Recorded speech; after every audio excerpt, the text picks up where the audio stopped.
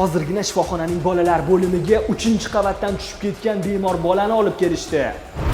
Bu bemorimiz bizga hozir shok salda og'ir ahvolda qabul qilindi. Anamnezdan bola 3-qavatdan tushib ketgan ekan. Demak, derazani panjarasi bo'lmagan. Shunaqa derazani panjarasi bo'lmagan. Bular deraza pardasiga chiqib harakat qilgan vaqtda parda bilan tushib ketgan deyishdi onasining so'zidan. Maysalarning ustiga yiqilgan va hozirgi holatda bemorning ahvoli bilak tirsak suyaklarining sinishi, chap oyoq son boldir suyaklarining sinib, suyak ko'klarining siljish holati bilan bog'liq.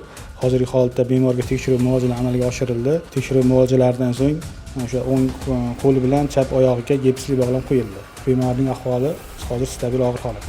Shu o'rinda hurmatli yurtdoshlar, agar siz ko'p qavatli binolarda yashasangiz, uyingizdagi derazalar hamda eshiklarga mana bu kabi ko'rinishdagi temir to'siqlarni o'rnatishni aslo unutmang. Garchi siz uyda bo'lgan taqdiringizda ham bolalar ehtiyotsizlik oqibatida yuqoridan pastga qulab tushishlari mumkin.